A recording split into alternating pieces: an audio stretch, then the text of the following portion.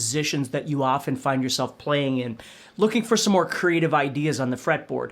So let's just use a very common example. Let's say we were going to be in minor pentatonic, which oftentimes we start with, right? So if we were going to be in E minor pentatonic, okay?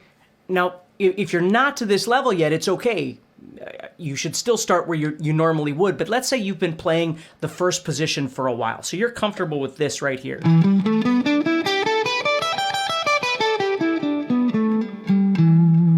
Okay, so you find yourself going there whenever you're jamming and you're in the key of E minor or G major or whatever, and you go there and you're getting bored because you're just doing the same things over and over and over. Now, one way to cure that boredom is to start trying to learn some new ideas, new movements, new licks, new sequences that you could do in that position.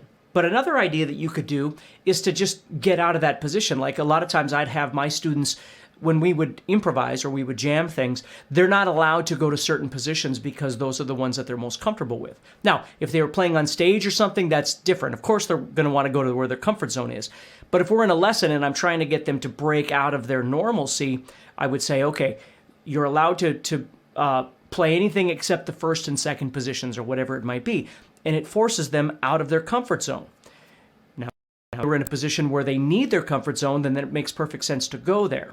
Right? But if we're practicing, then we're going to try and break out of that a little bit. So one thing that I love to do, I mean, there's so many places in the fretboard that I love to go, but let's just say, and again, if you're thinking positions the same way I am, this would be the fifth or the first position.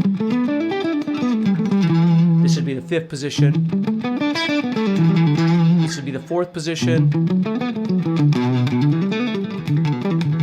And then the third position. Now the third position is what I'm trying to get at. And the reason is because my E is right there. So it's a great visual point for me to start. My third position looks like this. And you'll notice it's the same notes. If I was up here, I'm playing E, G, A, B, D. So if I start down here, I'm playing A, B, D, E, G. So they're the same notes, they're just, of course, in a different order because I'm starting on A instead of starting on E, but they're all there. So what I like to do is I'll go into a position like that, and then it forces me to think differently because the shape is different, and the organization of the notes are different, therefore the output is going to be a little different, right? So when I'm in here, my E is here, and my E is here, okay? And what I love about this, now I'll show you some of those outside notes in a second. So as I'm playing, I'm going to try and keep it as straight as I can here. Now it feels a little bit unusual because of this. That wide 4 to 7 and 5 to 8. But it sounds kind of cool and it forces me to think a little bit more. And I also love the fact that I've got these 1-3s. See that? 1-3. All three of those strings that I can screw around with too. Now, again, nothing's out of the ordinary really here. It just looks a little different and feels a little different. So what I like to do is I'll start exploring. Now again, I'm trying to stay away from some of the extra notes, but I will be showing you those because oftentimes when I'm playing, which is the next conversation we're going to have here, so I like to start adding in some different notes to try and break up the monotony of what I'm doing as well. So as I'm playing this,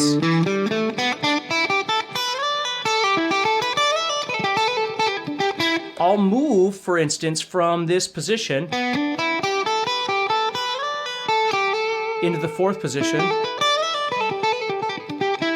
or the fifth position.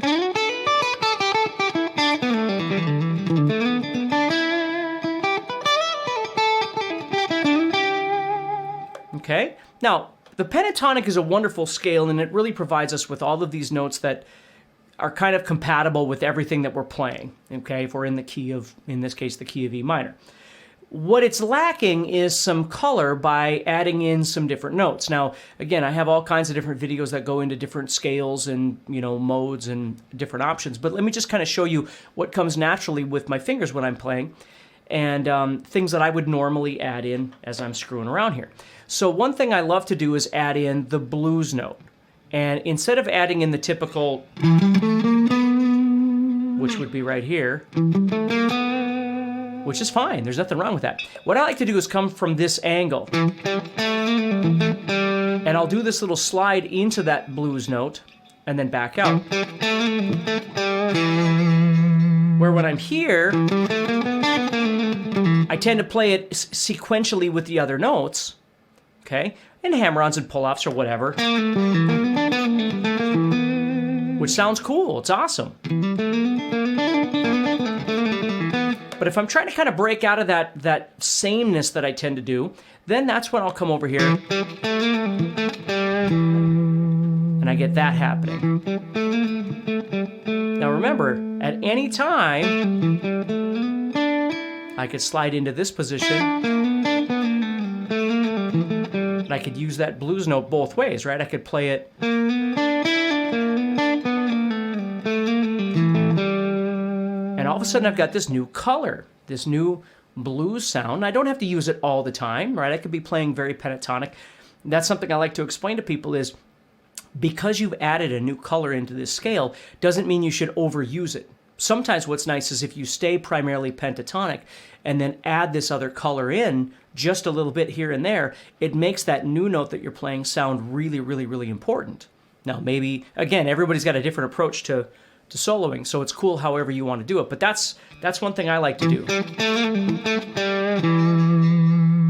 Okay, now if I keep going, now I've got that 4/7 right there. Okay, now what I like to do to make this shape a little more comfortable is I'll play this note here.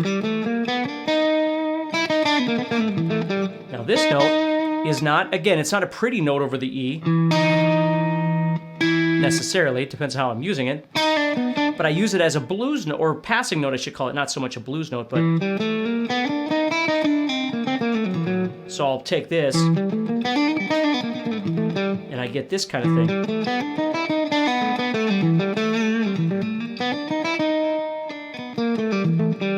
Now it sounds a little more exotic that way, so you got to be careful with what you're trying to do. I'm just trying to show you that there's different things that you can add in, even if it doesn't make logical sense necessarily.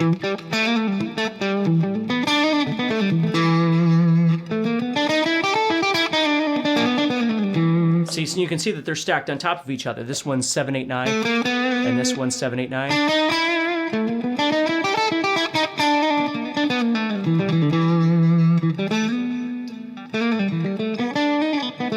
So that's where that will come in. You see? So sometimes I'll use this, and sometimes I'll skip that blues note and add that other note, okay? So just different things to think about. Now, as I keep moving around, I've got blues notes all over the place. And one place I love to use the blues note, which is up here, you'll see me go there a lot into that 5th position, right there, playing it right there.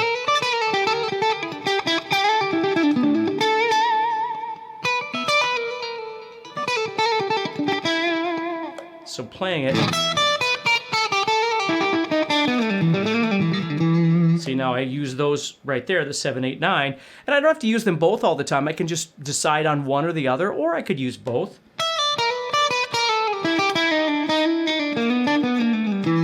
So that's a bit much for me. Normally I'd do one and I'd skip over another one. Maybe something like that, or something like that. Just sort of depends. But you see, the big thing here is what I'm doing. Now, you don't hear a jam track playing. You don't hear a metronome playing. I'm just exploring some different ideas here, taking the framework of my pentatonic and looking for some different notes that I could add in. Now, the other place to go here is, instead of just going to this sort of bluesy, exotic place, which is cool. Again, I use it all the time. But maybe we add in some logical notes from the diatonic, right? So if I was playing my pentatonic and I come up,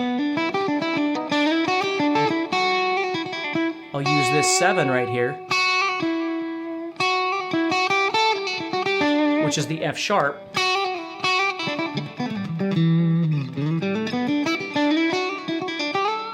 And you see it sounds kind of cool because it's a new sound. So I might add that F sharp. Now I don't want to add it in every single time I do something.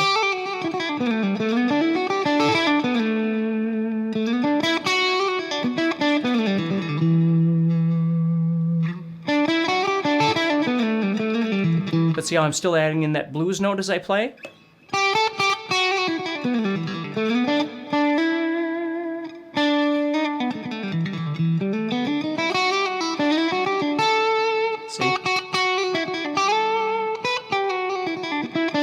Now that adds a lot of melody, maybe too much sometimes, it depends on what I'm looking for.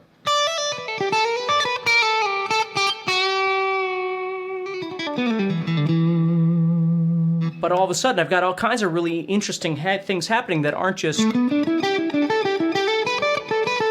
that one position like that. So that's what I want you to be thinking about a little bit.